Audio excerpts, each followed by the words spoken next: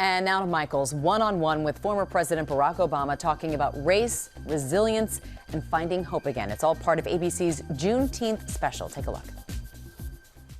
President Obama, happy Juneteenth. It is good to see you. Happy Juneteenth to you. Thank you. I remember being in school, and they had all the presidents, and they had every president up there, and you would look at that list, and you would say, I want to be president, but I don't think you could believe it.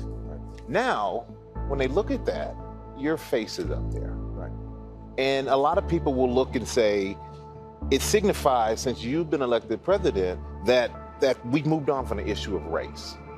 What do you say to that? Well, I think that's never been the case, that by virtue of my election, somehow we entered into a post-racial world. It wasn't something I believed at the time, and I certainly don't believe it now. So the fact is that a lot of barriers still exist for a whole lot of folks. Yeah. When you look at that list of presidents, we still haven't seen a woman.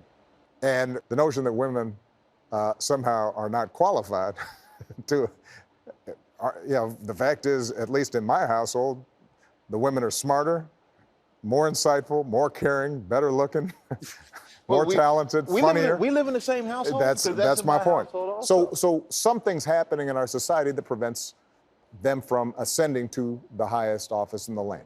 The same is true for African Americans. The same is true for Latinos and the first Americans, the Native Americans. The odds are stacked in ways that prevent a lot of young people from realizing their potential. And we can do something about it. In the Promised Land, you talk about hope. The country's built on hope. Pioneers, abolitionists, civil rights workers. Right. You ran on hope. We are choosing hope over fear and sending a powerful message that change is coming to America. We're now in 2021, and we have the pandemic, the insurrection, racial reckoning.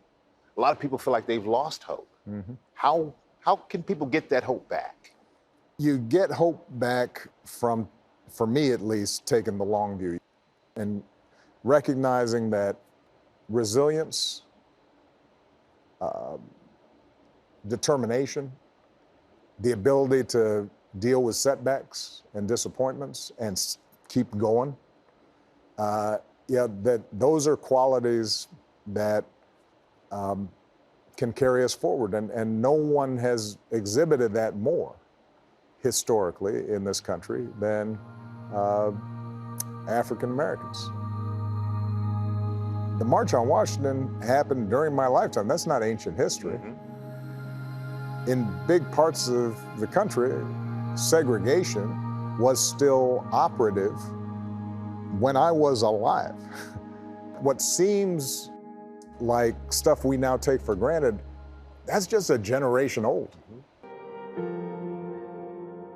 There's so many people out there who idea the American dream, they can't visualize, they can't see it anymore.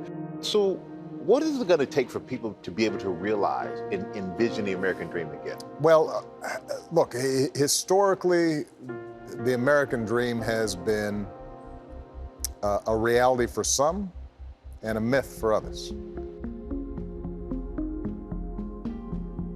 We're in a community, Anacostia, in Washington, D.C., that's representative of a lot of communities around the country where the kids who grow up here may formally be free, but structurally, because of poverty, because of schools that aren't working, because of substandard housing, it requires so much more effort for them to live out that American dream. And so our job is to make sure that it's not a myth.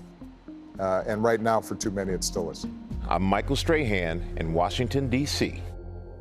And our thanks to Michael for that. Juneteenth, Together We Triumph, a Soul of a Nation special event, premieres tonight at 9 Eastern on ABC.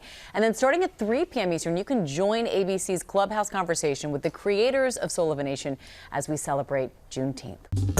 Well, hey there, GMA fans. Robin Roberts here. Thanks for checking out our YouTube channel. Lots of great stuff here. So go on, click the subscribe button right over here to get more of awesome videos and content from GMA every day, anytime.